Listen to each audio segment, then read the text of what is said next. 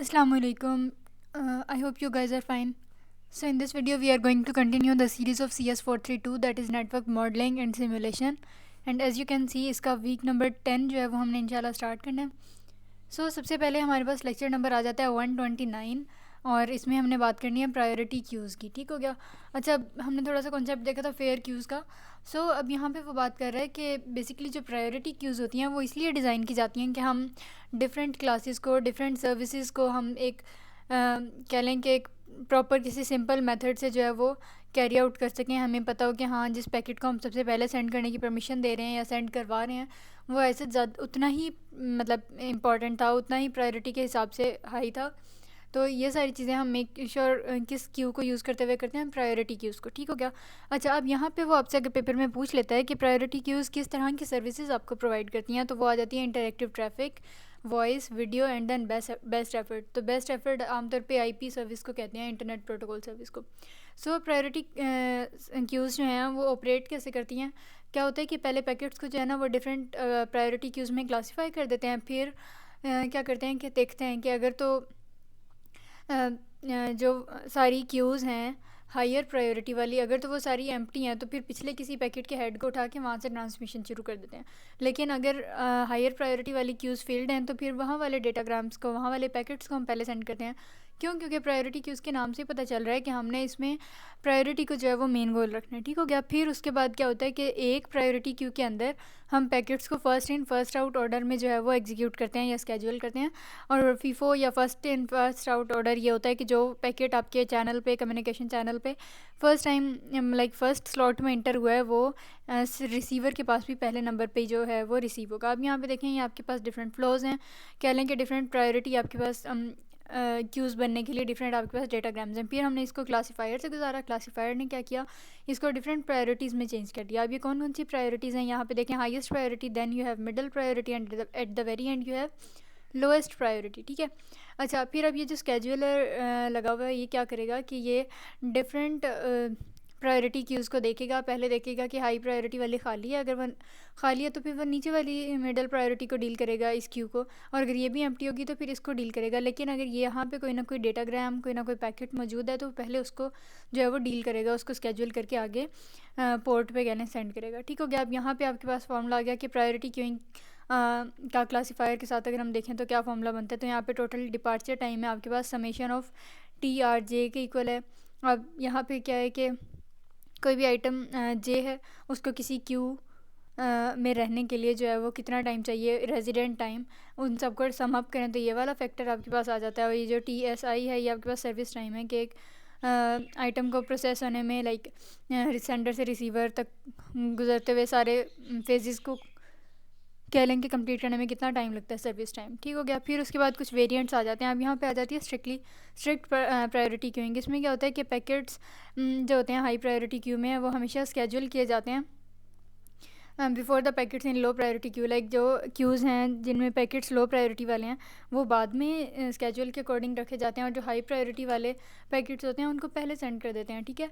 अच्छा, फिर नेक्स्ट आ जाता है रेट कंट्रोल्ड प्रायोरिटी क्यूइंग. इसमें क्या होता है, नाम से पता चल रहा है कि एक स्पेसिफिक रेट जो है वो कंट्रोल कर रहा होता है कि हाई प्रायोरिटी को पहले तो भेज देते हैं हाई प्रायोरिटी वाले डेटाग्राम्स को, लेकिन एक चीज़ होता है कि only if the amount of traffic in the high priority queue stage below a user configured threshold.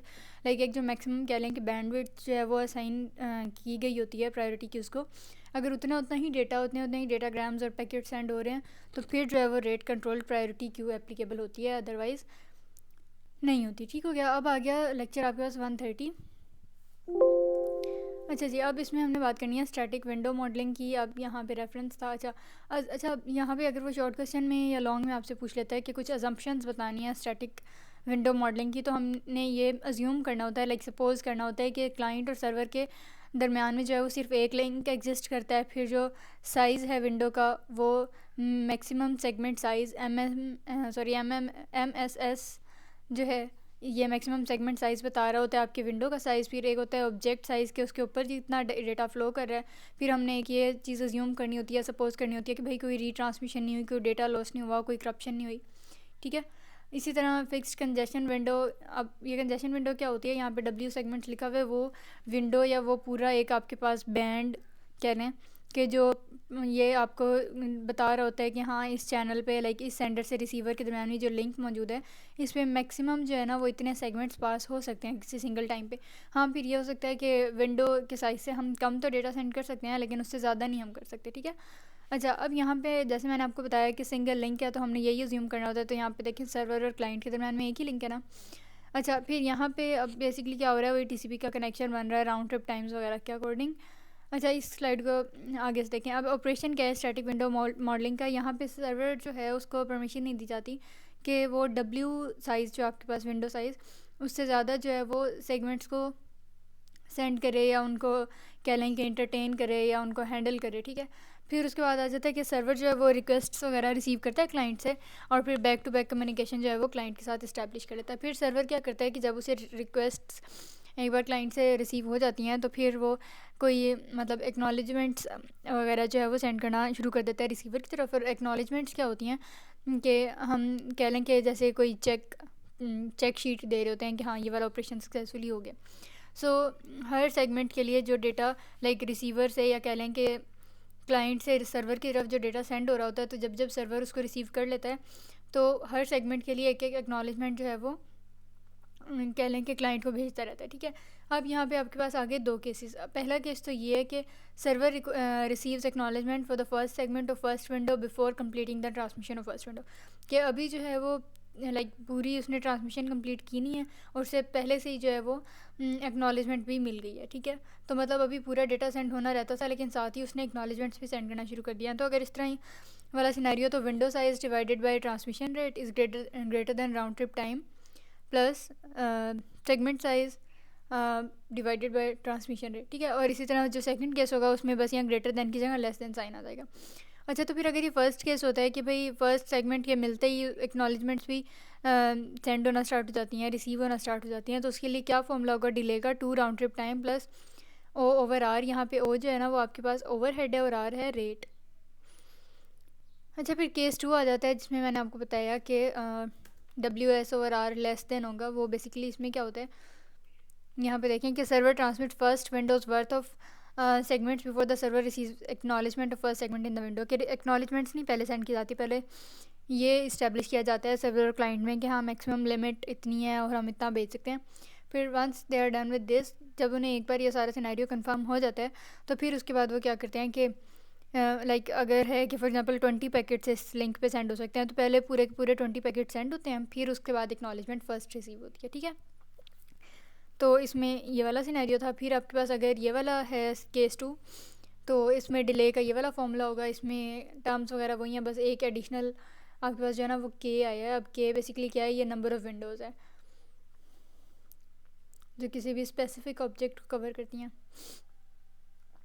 अच्छा, फिर नेक्स्ट आ जाता है डायनामिक विंडो मॉडलिंग। अब वो थी static window like fixed window modelling. अब डायनामिक विंडो मॉडलिंग में बेसिकली क्या होता है कि जितनी ज़रूरत होती है सेगमेंट्स की उतने सेंड हो जाते हैं। ऐसा कोई हार्ड एंड फास्ट रूल नहीं होता, कोई रॉकेट साइंस नहीं होती कि हाँ इतने पैकेट्स आपने सेंड करने हैं। जितने रिक्वायर्ड होते हैं वो कम भी हो सकते हैं, ज़्यादा भी हो सकते हैं। तो वो dynamically like real time scenario के अकॉर्डिंग जो है वो चेंज होता रहता है। अच्छा, अब यहाँ पे कुछ अजम्पशंस हैं कि जो सर्वर है वो एक सेगमेंट के साथ स्टार्ट करता है, फिर जब उसे पहले की एक्नॉलेजमेंट मिल जाती है तो फिर वो अपना साइज़ बढ़ा के 2 कर लेता है, फिर 3 कर लेता है। तो मतलब हर राउंड ट्रिप टाइम के बाद आपकी कंजेशन विंडो जो है वो डबल हो जाती है। अब यहाँ पे देखें फर्स्ट विंडो जो है वो एस ओवर आर है, फिर उसका डबल हो गया, फिर लाइक ट्रिपल हो गया, फिर क्वाड्रपल्स लाइक 2 की पावर n या 2 की पावर p ये वाला फॉर्मूला चलता है। यहाँ पे लेटेंसी में आपको ये नज़र आ रहा होगा 2 रेज़ टू पावर p। तो यहाँ पे देखें 2 रेज़ टू पावर 0 था तो anything raise to power 0 is equal to 1, तो यहाँ पे एस ओवर आर आ गया। फिर 2 रेज़ टू पावर 1 था तो 2 एस ओवर आर, फिर 2 रेज़ टू पावर 2 था तो 4 एस ओवर आर, इसी तरह 2 रेज़ टू पावर 3 था तो 8 एस ओवर आर। तो मतलब इसी तरह होता तो 2 रेज़ टू पावर 4 नेक्स्ट हो जाता। अच्छा, फिर यहाँ पे कुछ फार्मूलाज लाइक फार्मूला तो आपके पास एक ही है डायनामिक विंडो मॉडलिंग का। इसमें दो टर्म्स को थोड़ा सा ना डिफ्रेंशिएट किया हुआ है, like S over R plus round trip time, इतने से को एक्सप्लेन किया हुआ है। अब ये जो आपको बाइनोमियल एक्सप्रेशन नज़र आ रहा है इसको लाइक एक्सपोनेंशियल जो आपको पूरा एक्सप्रेशन नज़र आ रहा है इसको बताया हुआ है। और ये ओवरऑल फार्मूला जो है ये आपको बता रहा है कि कोई भी स्पेसिफिक विंडो है उसके बाद एक विंडो के कंप्लीट होने के बाद, एक डेटा साइज़ के कंप्लीट होने के बाद तकरीबन कितना आइडियल टाइम चलता है, लाइक कितना कितनी फ्री टाइम चलता है कि उसमें कोई डेटा सेंड नहीं हो रहा होता। तो यहाँ पे ये पूरा फॉर्मूला है, लेकिन as I have already told you कि इतने ज़्यादा कॉम्प्लेक्स फार्मूलाज वैसे आने के चांसेस कम होते हैं, लेकिन फिर भी क्योंकि हर स्टूडेंट का क्वेश्चन पेपर चेंज होता है तो फिर इस लिहाज से मैं रिकमेंड नहीं करती कि आप कोई भी टॉपिक जो है वो ये समझ के छोड़ देंगे ये बिल्कुल ही नहीं आ सकता पेपर में, क्योंकि इस यूनिवर्सिटी में इस तरह नहीं हो सकता कि कोई भी टॉपिक बिल्कुल ही नहीं आ सकता, वो शफल होकर आ सकता है। सो एनीवेज ज़्यादा इंपॉर्टेंट नहीं है इस तरह के फॉर्मूलाज। एनीवेज अब यहाँ पे आपके पास ये जो मैंने आपको बताया था कि इसके दो पार्ट्स हैं, S over R plus round trip time. ये बेसिकली लाइक आपके पास टाइम पीरियड है from when server starts to send the segments until server receives the acknowledgement, कि जब सर्वर स्टार्ट करता है सेंड सेगमेंट करना और जब उसे पहली एक्नॉलेजमेंट मिलती है, तो ये पूरा आपको S over R plus round trip time जो नज़र आ रहा है ये इस चीज़ का एक्सप्रेशन है। फिर ये जो नेक्स्ट आ रहा है ये टाइम है आपके पास के किसी भी विंडो में डेटा को सेंड करने के लिए कितना टाइम लगता है। अब यहाँ पे एक आपके पास फॉर्मूला है पी की, यहाँ पे जो वैल्यू है कि कितने टाइम से है वो विंडो कह लें कि आइडल रहेगी, फ्री रहेगी, तो वो है मिन के माइनस वन कोमा क्यू। अब यहाँ पे आपने मिनिमम वैल्यू फाइंड करनी है के माइनस वन और क्यू में से। तो यहाँ पे देखें के की वैल्यू आपको दी हुई है 4 विंडोज़, तो 4 माइनस वन लाइक के माइनस वन क्या हुआ 3, और क्यू की वैल्यू आपको दी हुई है 2, तो यहाँ पे रख दें 2, तो 3,2 और हमने फंक्शन क्या लगाया हुआ है कि मिनिमम, तो अब मिनिमम वैल्यू 3 और 2 में से कौन सी हुई 2 ही ना, तो इसका मतलब है कि सर्वर जो है वो 2 टाइम्स आइडल रहेगा, फ्री रहेगा, कोई काम नहीं उस वक्त कर रहा होगा। अच्छा अब नेक्स्ट आ जाता है हमारे पास लेक्चर 133 और यहाँ पे जो है वो हमने बात करनी है कि जो एंड टू एंड विंडोज़ होती हैं उसमें ऐसे क्या लिमिटेशंस होती हैं। अच्छा end to end windows may be I have already told you, end to end windows ये होती हैं जिसमें सर्वर और क्लाइंट कह लें कि सेंडर और रिसीवर वो दोनों तो आपस में कम्युनिकेट कर रहे होते हैं, डिवाइस ए और डिवाइस बी कोई कम्युनिकेशन चैनल यूज़ करके, लेकिन वो दरम्यान में कोई राउटर्स, कोई भी कनेक्टिंग डिवाइसेस, कोई स्विचेस इस तरह की कोई चीज़ नहीं यूज़ कर रहे होते, ना उनसे कोई हेल्प ले रहे होते हैं, ठीक है। तो इनको कहते हैं एंड टू एंड विंडोज़। और इसकी कुछ लिमिटेशंस हैं कि ये आपको किसी भी सेशन का, किसी भी कम्युनिकेशन सेशन का आपको मिनिमम रेट नहीं गारंटी करके दे सकती, वॉइस कॉल्स के लिए, वीडियो कॉल्स के लिए सूटेबल नहीं है। उसके अलावा फिर at the end of the day क्या होता है कि हमें एक ट्रेड ऑफ क्रिएट करना होता है, एक बैलेंस हमें करना चाहिए, और वो बैलेंस आपके पास बेसिकली क्या है कि हमने या तो ये देखना है कि किसी सबनेट में जो पूरा आपके पास आईपी एड्रेसिंग स्कीम्स होती हैं उसमें नंबर ऑफ़ पैकेट्स को आपने किस तरह लिमिट करना है। फिर उसके अलावा हम ये भी चाहते हैं कि लाइक फुल स्पीड से हम ट्रांसमिशन करें और थ्रूपुट भी जो है वो मैक्सिमम हो, तो डेफिनेटली किसी सिंगल प्लेट में हम सारा कुछ जो है वो इक्वल प्रोपोर्शंस में नहीं रख सकते, कोई ना कोई बैलेंस हमें बनाना पड़ता है। तो यहाँ पे जो है वो आपके पास सिंपल एक ग्राफ दिखा हुआ है डिले थ्रूपुट ट्रेड ऑफ का, कि हमने डिले में और थ्रूपुट में जो है वो कैसे थोड़ा सा बैलेंस लेके साथ साथ चलना होता है। अच्छा फिर नेक्स्ट टॉपिक हमारे पास आ जाता है नोड बाय नोड विंडोज़ का। जब एंड टू एंड विंडोज़ का तो हमने देख लिया ना कि ये वाली लिमिटेशंस होती हैं, तो उसको थोड़ा सा कोप अप करने के लिए जो है वो नोड बाय नोड विंडोज़ होती हैं। तो जो एंड टू एंड विंडोज़ थी उसमें अनफेयरनेस प्रॉब्लम थी, क्यों? क्योंकि क्या होता था कि दरमियान में लिंक से तो कोई हेल्प ली नहीं जाती थी, है ना, तो सिर्फ सेंडर ने सेंड करना होता था और रिसीवर ने रिसीव करना होता था, जिसकी वजह से क्या होता था कि अगर सेंडर बहुत ज़्यादा लॉन्ग सेशंस वाली लार्ज विंडोज़ सेंड कर रहा है तो वो भी चैनल पे जो है वो रिसीवर तक पहुंचने के लिए स्टार्ट हो जाती थी सेंड होना, और इतने टाइम में कि उन्होंने इतनी स्पेस ली होती थी, कोई लाइक स्मॉल सेशन अगर आता भी था तो वो इग्नोर हो जाता था या उसे ट्रैफिक में वेट करना पड़ता था सिग्नल कह लें कि ग्रीन होने का। तो कहने का मकसद है कि एंड टू एंड विंडोज़ में हम पैकेट्स को, डेटा को फेयरली सेंड नहीं कर सकते थे, क्यों? क्योंकि जो लॉन्ग सेशंस थे दे टुक प्रेसिडेंस इन इंटरमीडिएट डिवाइसेस, के दरमियान में जो कनेक्टिंग डिवाइसेस थी, जो राउटर्स और स्विचेस थे, हम उनसे हेल्प तो ले नहीं रहे थे, तो वो लॉन्ग सेशंस जो थे वो नेटवर्क को कंजेस्टेड कर देते थे, ठीक है। फिर इसके लिए एक चीज़ या एक कॉन्सेप्ट जो इंट्रोड्यूस हुआ विच इज़ वीसी विंडोइंग। अब वीसी विंडोज़ क्या होती हैं, वर्चुअल सर्किट विंडोज़ क्या होती हैं? इसमें क्या होता है कि हर सर्किट के लिए हम एक अलग अलग से विंडो बनाते हैं, ठीक है, और इसमें मेन आइडिया ये है कि बहुत सारे लार्ज नंबर ऑफ़ पैकेट्स एक जगह पे इकट्ठे ना हो आपके पास मेमोरी में, ठीक हो गया। तो ये इसका मेन कॉन्सेप्ट है। कह लें कि एंड टू एंड विंडोज़ को का जो ड्रॉबैक था उसको ठीक करने के लिए ये है। फिर यहाँ पे आपके पास जो है वो क्या है कि आपके पास जैसे यहाँ पे देखें ये सेंडर है और यहाँ पे डेस्टिनेशन है, ये ओरिजिन है, यहाँ से डेटा सेंड होना है, और ये है आपके पास डेस्टिनेशन और ये सेंडर और रिसीवर, ठीक है। अब यहाँ पे देखें कि ये विंडोज सेंड हो रही हैं, लेकिन दरम्यान में और पैकेट्स जो हैं वो आते जाएंगी, जिसकी वजह से आपका लिंक जो है वो कंजेस्टेड हो जाएगा। तो इसको हम बेसिकली बैक प्रेशर इफेक्ट कह रहे होते हैं। अच्छा फिर उसके बाद हम क्या करते हैं कि राउंड रॉबिन फैशन में जो है वो हम चीज़ों को एग्जीक्यूट करते हैं, जिसकी वजह से क्या होता है कि हम बेसिकली फेयरनेस को इंश्योर कर सकते हैं, और ये हमें मेक श्योर करते हैं कि हमारा जो लिंक है उस पर जो है वो सारे का सारा डेटा जो है, जो सारे के सारे डेटा ग्राम्स हैं, वो फेयरली ट्रांसमिट हों। और राउंड रॉबिन फैशन में क्या होता है कि पहले पूरी एक प्रायोरिटी क्यू को हम ट्रेवर्स करते हैं और फिर उसके बाद फिर से रोल बैक होकर पिछले पॉइंट पे आते हैं। अच्छा, फिर नेक्स्ट आ जाता है लिटल्स थ्योरम। अब लिटल्स थ्योरम ये जो है हमारे पास यहाँ पे, ये मैं आपको बताती हूँ। इसका मेन फार्मूला तो आपके पास है ये, n is equal to lambda into T. N आपके पास टोटल नंबर ऑफ़ कस्टमर्स हैं, लेमडा आपके पास अराइवल रेट है, और टी है आपके पास कि कस्टमर्स ने कितना टाइम लगाया किसी सिस्टम में। ठीक हो गया। अब यहाँ पे लिटल थ्योरम जो है वो आपको बेसिकली बहुत ज़्यादा जो क्राउडेड सिस्टम्स होते हैं उनको एक्सप्रेस करने के लिए जो है वो यूज़ होता है। या फिर कोई भी कह लें कि क्या होता है कि अगर आपके पास n number of customers like अगर बहुत ज़्यादा हों, या फिर उनके डिलेज़, उनके राउंड ट्रिप टाइम्स बहुत ज़्यादा लग रहे हों, तो इस तरह के सिनेरियोज़ को हम डील करने के लिए जो है वो लिटल्स थ्योरम यूज़ करते हैं। ठीक हो गया। उसके अलावा लिटल्स थ्योरम का एक बात यह है कि arrival process distribution service order, इस तरह के फैक्टर से लिटल्स थ्योरम जो है वो अफेक्ट नहीं होता।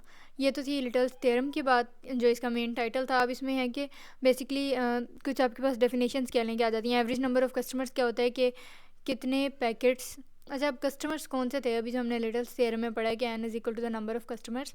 तो कस्टमर्स आपके पास वो टिपिकल या वो यूजुअल नंबर ऑफ़ पैकेट्स हैं जो किसी क्यू में या किसी सर्विस में जो अंडर गो हुई हो, लाइक जिस पे वर्क किया जा रहा हो उसमें वेट कर रहे होते हैं। फिर आपके पास एवरेज डिले पर कस्टमर क्या होता है कि वो टाइम जो एक पैकेट किसी क्यू में रहने में लगाता है प्लस वो अपने एग्जीक्यूशन में लगाता है, मतलब अपनी सर्विस टाइम प्लस उसके क्यू में रहने का टाइम, ये टोटल मिला के आपके पास एवरेज डिले पर कस्टमर या पर पैकेट बनता है। ठीक हो गया। फिर नेक्स्ट आपके पास आ जाता है topic probabilistic form of Little's theorem. अच्छा, अब यहाँ पे देखें अगेन टाइम एवरेज आपके पास कैसे हम फाइंड आउट करते हैं। आपके पास डिफरेंट कह लें कि एक आपके पास स्पेस है और उसमें डिफरेंट प्रोबेबिलिटीज़ के, डिफरेंट एक्टिविटीज़ के जो भी टाइम्स हैं, अगर हम उनको सम अप करें और उनका एक एवरेज निकालें तो वो आपके पास टाइम एवरेज बन जाती है। और उसके अलावा यहाँ पे एक स्टैटिस्टिकल एवरेज होती है। ये बेसिकली डिफरेंट एवरेजेस का अगर हम एक मेजर लेते हैं या उसका एग्जैक्ट नंबर को ही निकाल लें तो वो स्टैटिस्टिकल एवरेज होती है। इसमें आपके पास एग्जांपल्स आ जाती हैं, जैसे हम मीन कैलकुलेट करते हैं स्टैट्स में, मीडियन, मोड और range, maximum value minus minimum value. तो मतलब इस तरह के सिनेरियोज में वो आपके पास स्टैटिस्टिकल या इंसेम्बल एवरेज में जो है वो डील होते हैं या हैंडल होते हैं। ठीक है। और इसकी अगर हम फॉर्मल डेफिनेशन की बात करें तो it is defined as the number that measures the central tendency of a given set of numbers. तो सेंट्रल टेंडेंसी कहते हैं कि किसी मीन वैल्यू से कितनी डिस्पर्शन हुई है, कितना आपके पास जो है वो डेविएट किया है आपके एंगल, लाइक आंसर जो है वो कितना चेंज हुआ है।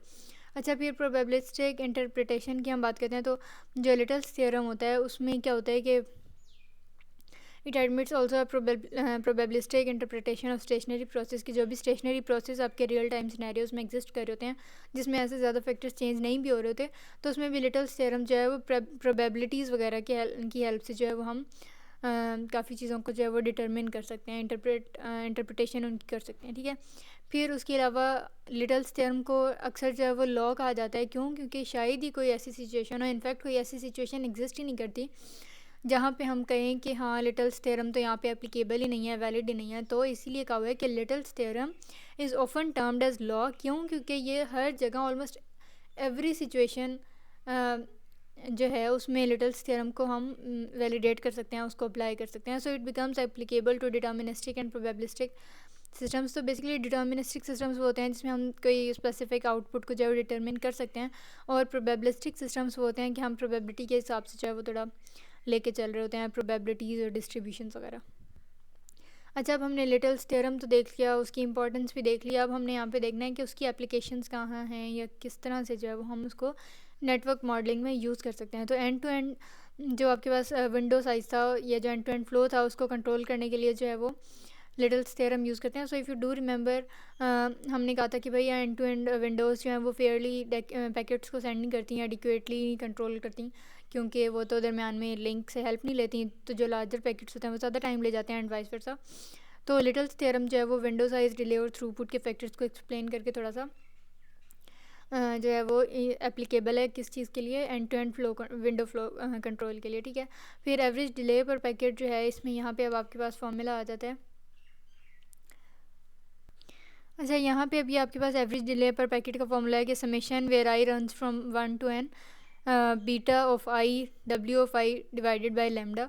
तो यहाँ पे आप देखें लैम्डा आपके पास टोटल थ्रूपुट है, उसके अलावा बीटा या एन कह लें कि एन जो है आपके पास टोटल नंबर ऑफ़ सेशंस हैं, और बीटा जो रह गया वहाँ पे बीटा आपको कोई भी फिक्स्ड वैल्यू या कांस्टेंट होता है जो ये बताता है कि पिगी बैकिंग जो है वो अलाउड है या नहीं। तो पिगी बैकिंग बेसिकली ये होता है नेटवर्क मॉडलिंग में कह लें या कम्युनिकेशन सिस्टम्स में, कि जब एक सेंडर डेटा सेंड करता है, एक पैकेट समझ लें, और रिसीवर जो है उसको रिसीव कर लेता है, तो रिसीवर क्या करता है कि सेंडर की तरफ से एक और पैकेट आने का वेट करता है, और वो कहता है कि अभी तो मेरे पास एक पैकेट आ गया है, लेकिन अगला पैकेट आएगा तो मैं पिछले वाले की एक्नॉलेजमेंट भेजूंगा कि हाँ मुझे पहले वाला रिसीव हुआ। तो मतलब वो जो वेट करता है इस पूरे प्रोसीजर को, इस मैकेनिज़्म को पिगी बैकिंग कहते हैं। ठीक हो गया। अब यहाँ पे throughput and delay versus active flows, ये आपको थ्रूपुट मतलब आइडियल ये सीन है, और यहाँ पे क्या होता है कि सिनेरियो थोड़ा सा डिफरेंट है कि अगर हम एवरेज डिले पर पैकेट निकालते हैं तो इस तरह का कर्व जो है वो आपको नज़र आता है। ठीक है, अगर आपका नेटवर्क जो है वो हैवीली लोडेड है तो।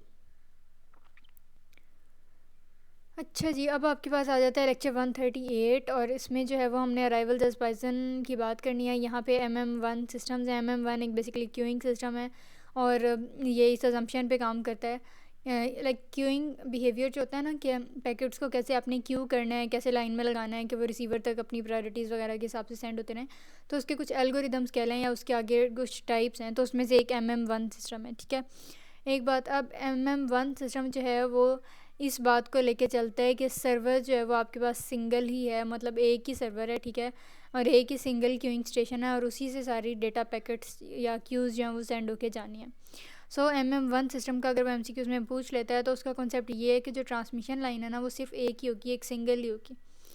उसके अलावा इसमें जो प्रोबेबिलिटी डिस्ट्रीब्यूशन की बात करें तो सर्विस टाइम जो होता है, जो एवरेज डिले टाइम होता है, वो आपके मीन के रेसिप्रोकल के इक्वल होता है, लाइक 1/μ सेकेंड्स के जो है वो इक्वल होता है। ठीक हो गया। फिर उसके बाद पैकेट्स जो हैं वो पाइथन प्रोसेस के अकॉर्डिंग अराइव करते हैं, और ये पाइथन प्रोसेस आपके पास पूरा स्टैटिस्टिक्स का एक कॉन्सेप्ट है, और ये आमतौर पे एक गुड मॉडल कंसीडर किया जाता है कि अगर आपके पास जो डेटा सेंड हो रहा है उसमें वो बहुत ज़्यादा उसका लार्ज नंबर है, और एक जैसे डेटा पैकेट्स हैं और इंडिपेंडेंट यूज़र्स जो हैं वो उनको सेंड करें, लाइक डिफरेंट डिवाइसेस सेम तरह के अगर पैकेट सेंड कर रही हैं, तो उनके लिए हम पाइथन प्रोसेस जो है वो यूज़ करते हैं। ये बेसिकली पाइथन प्रोसेस क्या करता है कि ये n number of independent and identically distributed arrival process को मर्ज करता है, कंबाइन करता है, और उसमें से हर प्रोसेस का आपके पास अराइवल रेट जो है वो λ/n होता है।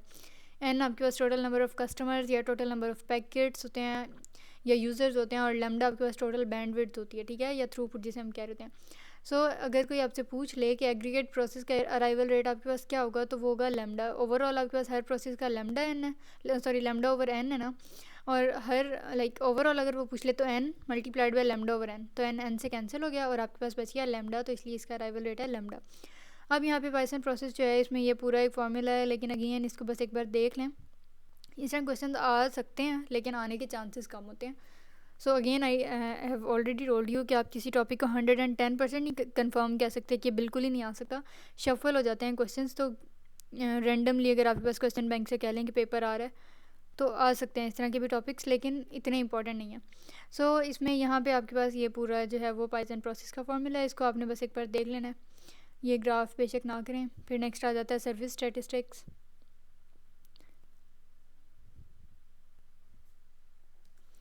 अच्छा, अब सर्विस स्टैटिस्टिक्स में क्या होता है कि सर्विस बेसिकली क्या है, सर्विस एक सेट ऑफ एक्टिविटीज़ है जो रिसीविंग डिवाइस जो परफॉर्म कर रही होती है, जितनी भी एक्टिविटीज़ उन सबको मिला के कहते हैं सर्विस। अब जैसे राउटर है कनेक्टिंग डिवाइस, तो वो कौन कौन सी सर्विसेज या कौन कौन सी एक्टिविटीज़ परफॉर्म कर रही होती है, मैक प्रोसेसिंग, लुकअप और फॉरवर्डिंग डिसीजन। ठीक है, जो राउटिंग टेबल्स हमने CS610 में पढ़े थे।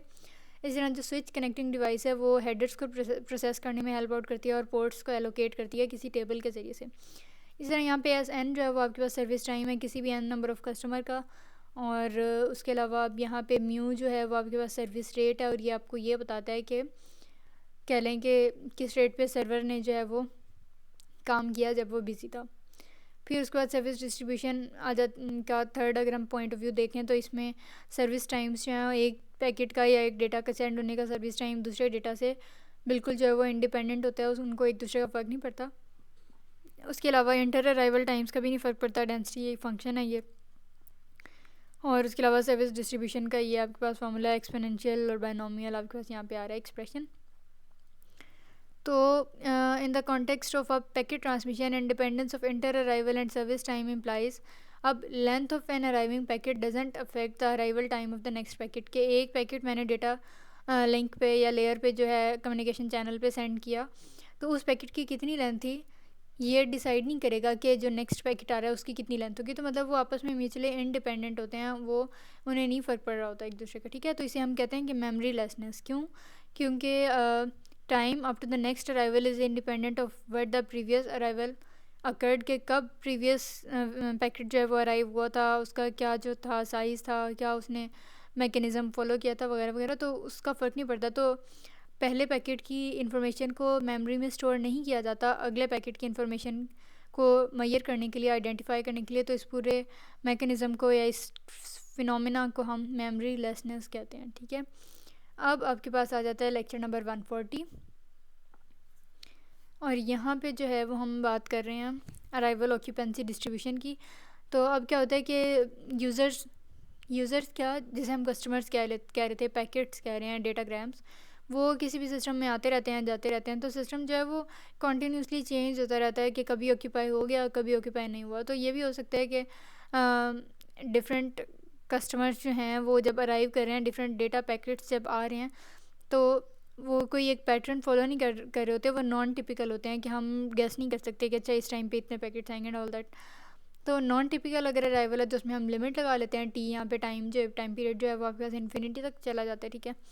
और उसके अलावा अगर टिपिकल अराइवल है तो उसमें आपके पास क्या होता है कि यहाँ पे देखें आपके पास लिमिट है यहाँ पे टी से इन्फिनिटी, यहाँ पे भी यही है। और सिंपल इसमें क्या होगा कि आपने यहाँ पे ये जो एक पूरा यहाँ पे लगाया हुआ है an arrival occurred just after time T, के मतलब इतना सा जो फैक्टर है कि नेक्स्ट टाइम को हम प्रिडिक्ट जो है वो करना, काउंट करना है या नहीं करना, ये दोनों फार्मूलाज में जो है वो यही डिफरेंट है, ठीक है। तो यहाँ पे आपको और फंक्शन के ज़रिए से एक ये फैक्टर जो है वो एडिशनल नज़र आ रहा है। अच्छा, फिर यहाँ पे अब कुछ MM1 फंक्शंस की बात करें तो इसमें फ्यूचर अराइवल्स जो हैं वो अगेन डिपेंड नहीं करते कि आपका सिस्टम जो है उसमें कितने करंट नंबर ऑफ़ पैकेट्स हैं वो मौजूद हैं।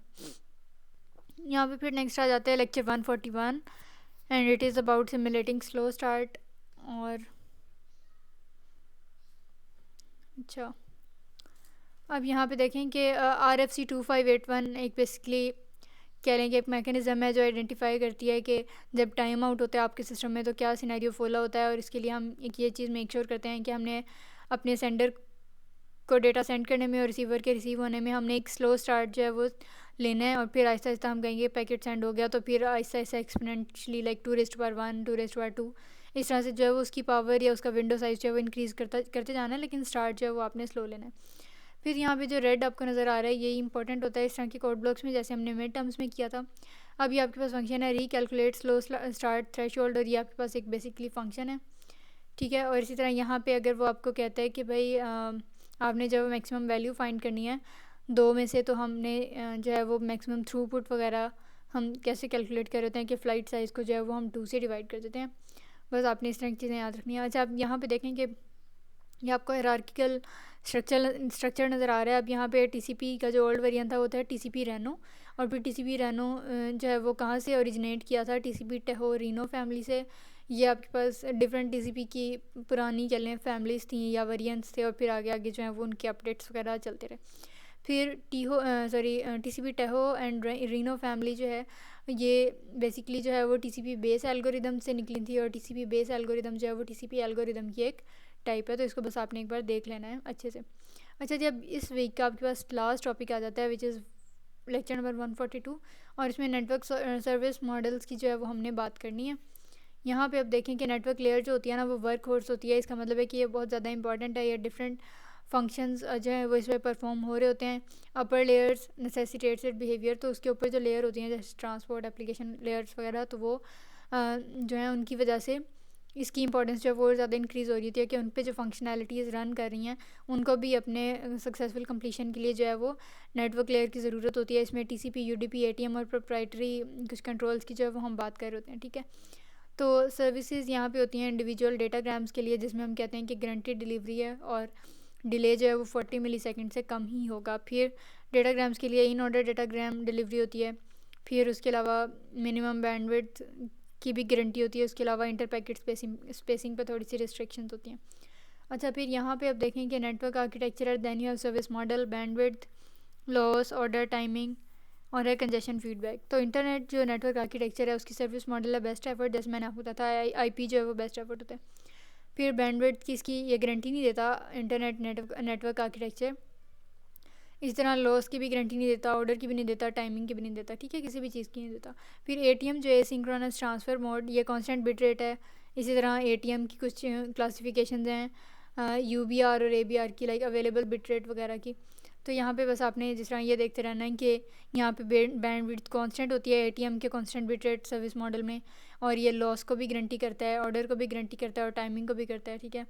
इसी तरह वेरिएबल बिट रेट में क्या होता है कि ये आपके पास जो है वो रेट को भी गारंटी करता है और बाकी सारी चीज़ों को भी, और इसमें कंजेशन भी नहीं होती। तो मतलब इस तरह से ये सारे जो हैं वो आपने देख लेने। So this was all about from lecture 129 to 142 and this was the week 10 of CS432। इसमें अगर कोई भी कन्फ्यूजन या क्यूरी हो, so you can always drop a comment, and if you are new to this channel then don't forget to subscribe and hit the bell icon as well. See you soon, till then, khuda hafiz.